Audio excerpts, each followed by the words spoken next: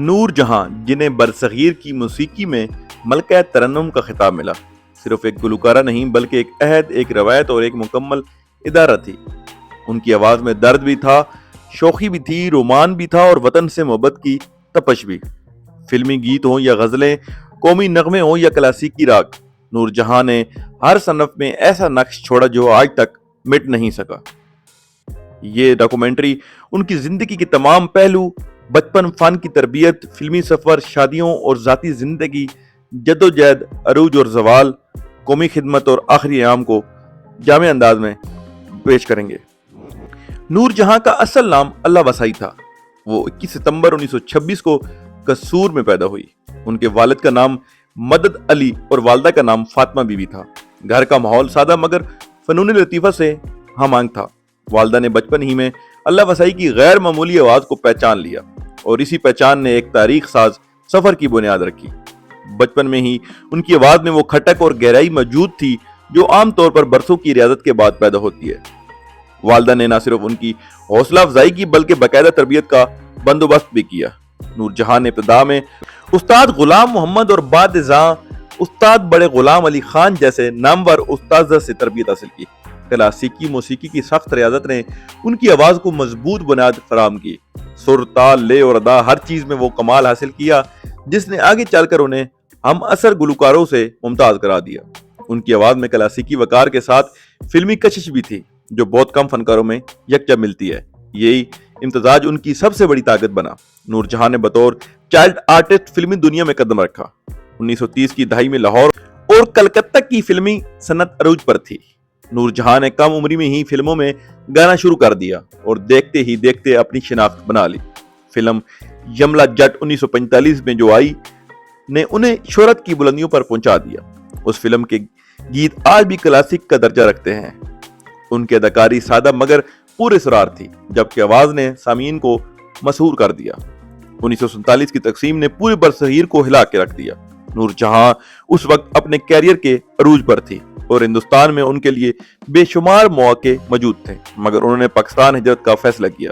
یہ فیصلہ آسان نہ تھا، مگر وطن سے محبت اور نئے ملک کی تعمیر میں ایسا ڈالنے کا جذبہ غالب آ گیا۔ پاکستان آ کر انہوں نے نہ صرف فلمی صنعت کو سہارا دیا بلکہ اپنی آواز کے ذریعے قوم کے حوصلے کو بھی بلند کیا۔ پاکستان میں نور جہاں نے اداکاری کے ساتھ ساتھ گائیکی میں بھی نئی مثالیں قائم کی۔ فلمیں جیسے چنوے، انارکلی، کوئل اور دیگر میں ان کے گیت مقبول ہوئے۔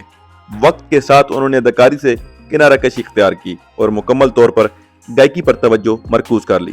یہی وہ مرحلہ تھا جب نور جہان ایک عظیم گلوکارہ سے ایک ادارہ بن گئی۔ 1965 اور 1971 کی جنگوں کے دوران نور جہان کے قومی نغموں نے پاکستانی قوم کے حوصلے بلند کر دیے۔ اے وطن کے سجیلے جوانوں، اے پتر ہتھاتے نہیں وکدے، یہ نغمے صرف گیت نہیں تھے بلکہ محاذ پر لڑنے والے سپاہیوں کے لیے طاقت بن گئے۔ نور جہاں کی ذاتی زندگی بھی خاصی ہنگامہ خیز رہی۔ ان کی پہلی شادی شوکت حسین رضوی سے ہوئی جو زیادہ عرصہ قائم نہ رہ سکی۔ بعد ازاں انہوں نے اعجاز درائی سے شادی کی، مگر یہ رشتہ بھی اختلافات کا شکار ہو کر ٹوٹ گیا۔ ازواجی ناکامیوں کے باوجود نور جہاں نے اپنے فن پر کبھی سمجھوتا نہیں کیا۔ انہوں نے دکھ اور تنہائی کو اپنی آواز میں ڈھال دیا، جس نے ان کے گیتوں کو مزید اثر انگیز بنا دیا۔ زندگی کے آخری برسوں میں نور جہاں مختلف بیماریوں کا شکار رہی۔ دل اور سانس کے مسائل نے انہیں کمزور کر دیا، مگر ان کی آواز کی گونج کبھی مدھم نہیں ہوئی۔ 23 دسمبر 2000 کو یہ عظیم فنکار اس دنیا سے رخصت ہوئی۔ لاہور میں انہیں پورے سرکاری اعزاز کے ساتھ سپرد خاک کیا گیا۔ پاکستان ہجرت کے بعد نور جہان پاکستانی فلمی صنعت کی ریڑھ کی ہڈی بن گئی۔ 1950 اور 1960 کی دہائیاں ان کی فنی عروج کا زمانہ تھی۔ اس دور میں فلمی صنعت وسائل کی کمی کا شکار تھی، مگر نور جہان کی آواز نے ان کمیوں کو طاقت میں بدل دیا۔ وہ صرف گلوکارہ نہیں رہی بلکہ فلم کی کامیابی کی ضمانت بن گئی۔ فلم انارکلی میں ان کے گائے ہوئے گیتوں نے تاریخ رقم کی۔ ان کی آواز میں مغلیہ دور کی شان، محبت کی شدت اور جدائی کا کرب ایک ساتھ سنائی دیتا ہے۔ اسی طرح فلم کوئل اور دوپٹہ میں ان کے گیت آج بھی زندہ کلاسک مانے جاتے ہیں۔ ابتدا میں نور جہان اداکاری اور گائیکی دونوں میں مصروف رہی، مگر وقت کے ساتھ انہوں نے محسوس کیا کہ ان کی اصل طاقت آواز ہے۔ چنانچہ انہوں نے اداکاری کو خیر آباد کہہ کر مکمل طور پر پلے بیک سنگنگ پر توجہ دی۔ یہ فیصلہ پاکستانی موسیقی کے لیے ایک تاریخی موڑ ثابت ہوا۔ انہوں نے مرد اداکاروں کے لیے بھی گانے گائے اور عورتوں کے جذبات کو بھی اپنی آواز میں یوں سمویا کہ ہر سننے والا خود کو ان گیتوں میں تلاش کرنے لگا۔ گہرائی اور رینج، نور جہان کی آواز میں قدرتی وسط جذباتی طاقت موجود تھی۔ وہ کلاسیکی رگوں میں بھی کمال رکھتی تھی اور فلمی دھنوں میں بھی ان کی تان میں لرزش نہیں بلکہ اعتماد ہوتا تھا۔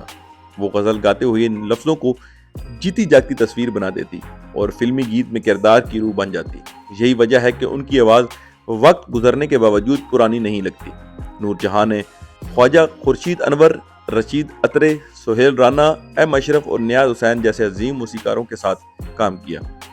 موسیقار اکثر کہتے تھے کہ نور جہان کے سامنے دھن باندھتے ہوئے انہیں خود کو بلند کرنا پڑتا، کیونکہ وہ معمولی کمپوزیشن کو بھی شاہکار بنا دیتی تھی۔ نور جہان کے گیتوں میں عورت کا درد، اس کی خواہش، اس کی خاموشی، اس کی طاقت واضح نظر آتی ہے۔ انہوں نے عورت کے جذبات کو محض کمزوری نہیں بلکہ وقار کے ساتھ پیش کیا۔ یہی وجہ ہے کہ ان کے گائے ہوئے رومانوی اور درد بھرے گیت آج بھی دل کو چھو لیتے ہیں۔ نور جہان کی شہرت پاکستان تک محدود نہ رہی۔ بھارت، مشرق وسطیٰ، یورپ اور برطانیہ میں ان کے مداح موجود تھے۔ بڑے بڑے فنکار ان کی آواز کو خراج تحسین پیش کرتے رہے۔ لتا منگیشکر نے بھی متعدد موقعوں پر نور جہان کو برصغیر کی عظیم گلوکارہ قرار دیا۔ عروج کے ساتھ تنقید بھی آئی، کچھ حلقوں نے ان پر حد سے زیادہ اثر و رسوخ کا الزام لگایا، مگر وقت نے ثابت کیا کہ یہ اثر طاقت نہیں بلکہ فن کا نتیجہ تھا۔ نور جہاں نے کبھی تنقید کا جواب لفظوں میں نہیں دیا بلکہ اپنی آواز سے دیا۔ اسی دور میں ان کی ذاتی زندگی بھی اتار چڑھاؤ آتا رہا۔ ازواجی مسائل اور تنہائی کے لمحات نے ان کی آواز میں مزید گہرائی پیدا کی۔ ان کا دکھ ان کے فن کا حصہ بن گیا اور یہی دکھ سامعین کے دلوں میں اتر گیا۔ نور جہان کا نام آتی ہی صرف فلمی گیت ہی نہیں بلکہ وہ قومی نغمے بھی ذہن میں آتے ہیں، جنہوں نے پاکستانی قوم کو نازک ترین لمحات میں حوصلہ، جذبہ اور یکجہتی عطا کی۔ خاص طور پر 1965 اور 1971 کی جنگوں کے دوران نور جہان کی آواز محاذ جنگ پر لڑنے والے سپاہیوں اور پیچھے رہ جانے والی قوم دونوں کے لیے طاقت بن گئی۔ یہ وہ دور تھا جب ریڈیو پاکستان قوم کی آواز تھا اور نور جہان اس آواز کی روح بن چکی تھی۔ 1965 کی پاک بھارت جنگ کے دوران نور جہاں نے جو قومی نغمے گائے وہ آج بھی تاریخ کا حصہ ہیں۔ ان نغموں میں سب سے زیادہ مشہور اے وطن کے سجیلے جوانوں، یہ نغمہ صرف ایک گیت نہیں بلکہ سپاہیوں کے لیے ایک پیغام تھا کہ پوری قوم ان کے ساتھ کھڑی ہے۔ اس گیت کو سن کر محاذ پر موجود فوجیوں کی آنکھوں میں آنسو اور دلوں میں نیا عزم پیدا ہو جاتا تھا۔ اسی طرح اپنی جان نظر کروں رنگ لائے گا شہیدوں کا لہو، ان نغموں نے شہادت کے تصور کو خوف نہیں بلکہ فخر بنا دیا۔ نور جہاں نے ان نغموں کو کسی اسٹوڈیو کے آرام دہ ماحول میں نہیں بلکہ جنگی حالات میں گایا۔ ریڈیو پاکستان کے اسٹوڈیوز میں بلیک آؤٹ، سائرن اور فضائی حملوں کے خطرات کے باوجود وہ گائیکی کے لیے موجود رہی۔ کہا جاتا ہے کہ وہ نغمہ ریکارڈ کرواتے وقت کئی بار جذبات سے ابدیدہ ہو جاتی، مگر ریکارڈنگ مکمل کر کے ہی اسٹوڈیو سے نکلتی تھی۔ 1971 کی جنگ کے دوران نور جہان کے قومی نغموں میں گہرا دکھ اور سنجیدگی نمایاں ہو گئی۔ اسی دور کے نغمے جوش کے ساتھ ساتھ درد اور قومی صدمے کی عکاسی کرتے ہیں۔ ان نغموں میں ایک پختگی تھی، جیسے ایک ماں اپنے بکھرتے ہوئے گھر کو آواز دے رہی ہو۔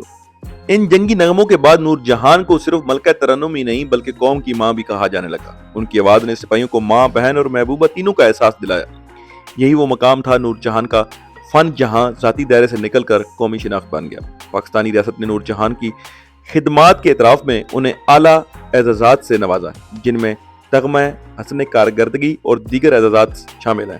یہ اعزازات دراصل ایک فنکارہ کو نہیں بلکہ اس جذبے کو دیے گئے جو اس نے قوم کے لیے پیش کیا۔ جنگوں کے بعد نور جہاں جہاں بھی جاتی لوگ احترام سے کھڑے ہو جاتے۔ ان کی آواز کو صرف فن نہیں بلکہ قومی امانت سمجھا جاتا تھا۔ ان کے گائے ہوئے قومی نغمے آج بھی یوم دفاع اور قومی تقریبات میں بجائے جاتے ہیں۔ کچھ ناقدین کا خیال تھا کہ نور جہان کے قومی نغموں نے ان کی فلمی شناخت کو پیچھے چھوڑ دیا ہے، مگر حقیقت یہ ہے کہ یہی نغمے ان کے فن کی وسعت کو ثابت کرتے ہیں۔ وہ صرف محبت کی گلوکارہ نہیں تھی بلکہ تاریخ کے مشکل لمحوں کی آواز بھی تھی۔ جی تو دوستو، یہ تھی آج کی ڈاکومنٹری ملکہ ترنم یعنی کہ نور جہان، وطن کی ماں، ان کے بارے میں۔ امید کرتے ہیں آپ کو ویڈیو پسند آئی ہوگی۔ ویڈیو پسند ہے تو چینل کو سبسکرائب اور ویڈیو کو لائک ضرور کیجیے گا۔ اپنا خیال رکھیے گا، ملتے ایک نئی ویڈیو میں۔ آج کے لیے اللہ حافظ۔